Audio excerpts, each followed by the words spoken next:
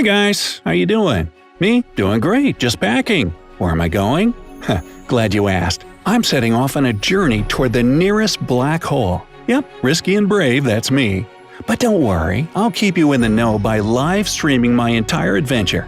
So make yourself comfortable and come travel through space with me. Okay, so let me introduce my spaceship. The name of this super fast beauty is the Invincible, and people won't create anything of the kind for the next several decades. The thing is that space distances are seriously long. That's why traveling there would take way more time than you'd like to spend on the road. For example, Voyager 1, a space probe launched in 1977, was traveling out of the solar system at the speed of 40,000 miles per hour.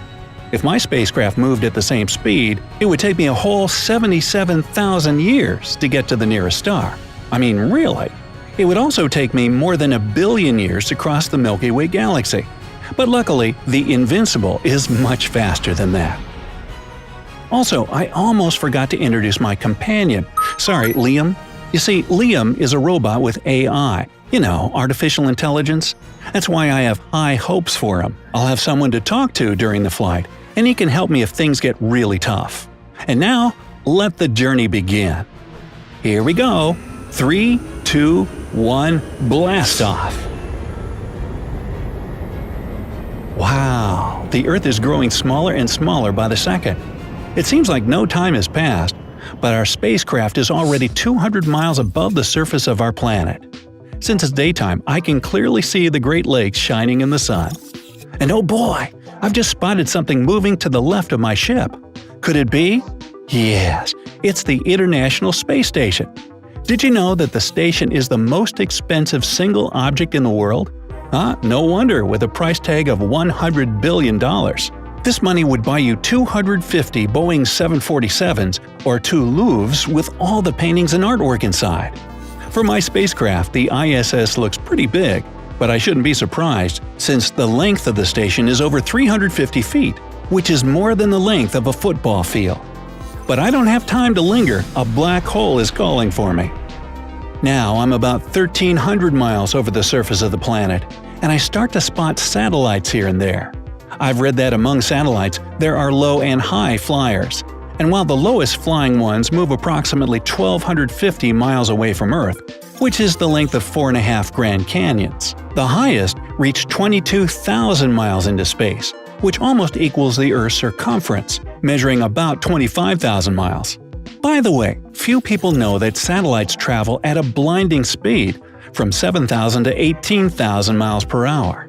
Also, the higher a satellite is, the slower it moves, relatively speaking. For example, the Weather Tracking GOES system of satellites orbits the Earth once a day at a distance of 22,000 miles above your head, and reaches a maximum speed of 7,000 miles per hour. Well, the satellites are being left behind, and my spacecraft has already taken Liam and me toward the Moon, about 240,000 miles away from Earth. That's the same distance you would go if you went around our planet 10 times in a row. From here, Earth looks like a small bright blue ball hanging in the middle of nowhere. And you know what else? From my spacecraft, I can clearly see that the Moon isn't a perfect sphere. It's shaped more like like an egg. Wow. Anyway, bye-bye Moon, we're headed somewhere even further. I see Mars, Jupiter, Saturn, and Neptune passing by in all their glory. And look, there's Pluto, who used to be a planet but was later demoted. From here, Earth looks like a small star that's getting fainter and fainter as I'm moving further away. But wait, what's that? Some object is approaching me at a high speed. Could it be Tesla? Whew! That was close. The thing just avoided a collision at the last moment, and everything happened too fast to see it clearly. But I'm pretty sure what I just saw was a Tesla. Right now, I'm already really far from Earth, like 100 astronomical units away.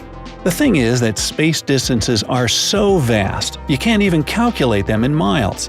That's why scientists use the term astronomic unit, which equals 93 million miles, the distance from the Sun to Earth. That means, right now, I'm 9.3 billion miles away from our planet. But what's happening?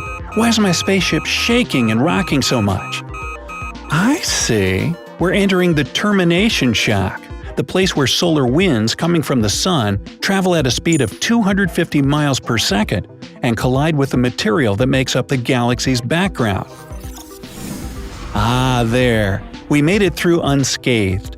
But there's another trial ahead, the Oort cloud. That means two things.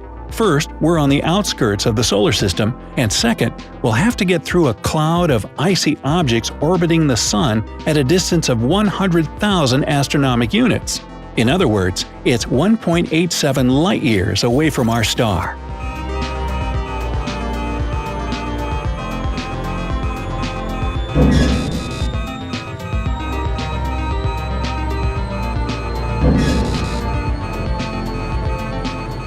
Whew! It must be my lucky day, since we got through the Oort cloud with just a couple of scratches on the spacecraft's skin. And voila! We're heading out of the solar system just 1/10 of a light-year later. By the way, if you were trying to reach this point by car, the trip would take you more than 19 million years. And even if you piloted one of the fastest spacecraft that exists nowadays, NASA's New Horizons, you would still need 37,000 years to complete the journey. So bring a big lunch. Alright, we've left the borders of the solar system, and now I'm sitting in my spaceship cabin watching comets and asteroids pass by. Time to think about my destination. In the center of pretty much every galaxy, there's a supermassive black hole. For example, one is sitting right at the heart of our Milky Way galaxy, about 27,000 light-years away from Earth. But even my ship wouldn't be able to get that far before my 100th birthday. That's why my destination is the stellar black hole nearest to Earth and much smaller in size, but no less mysterious.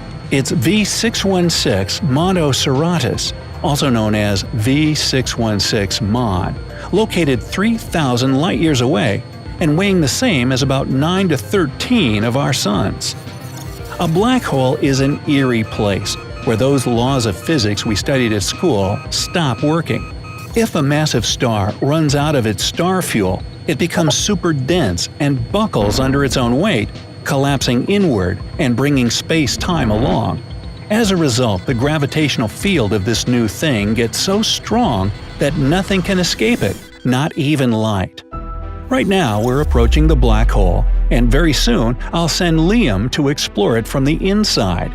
I won't go further than the horizon, also known as the point of no return, and you can probably guess why, right? Once an object crosses this invisible line, it can't turn back, even if it changed its mind. Anyway, Liam says he's ready to start his journey. There he goes, bravely plunging toward the black hole while I'm recording everything that's happening to him. He's accelerating. It looks like he's contorting and stretching, as if I'm looking through a huge magnifying glass. Interestingly, the closer to the horizon he is, the more slowly he seems to move. He's trying to send me encoded light messages like we agreed to in advance, but the light waves stretch to redder and lower frequencies. I'm okay. I'm okay. What's happening? Liam just froze, as if a gigantic finger has pressed a pause button, and now some force is stretching him thinner and thinner. I've read about this phenomenon. It's the infamous spaghettification, which happens in a super strong non-homogeneous gravitational field. The black hole's gravity force is stronger at his feet than at his head. That's why he's getting stretched out like a piece of spaghetti. Also, the sensors inform me that Liam is getting hotter and hotter, and then nothing. He just disappeared, and I can't see him anymore. But since I did my research before the trip, I know that Liam is in the state of free fall now, and feels no more stretching, scalding radiation, or gravity. Unfortunately, the connection is lost, and he can't tell me anything about the inside of the black hole. This is a moment I didn't think through well enough. Anyway, I hope you're okay out there, my friend, and I think I'll head home to get ready for my next space trip. What about you? Do you think I should go all the way and explore this black hole myself next time? Well, let me know down in the comments. If you learned something new today, then give this video a like and share it with a friend. But hey, don't go getting spaghettified just yet. You need some sauce. We have over 2,000 cool videos for you to check out here. All you have to do is pick the left or right video, click on it, and enjoy. Stay on the bright side of life.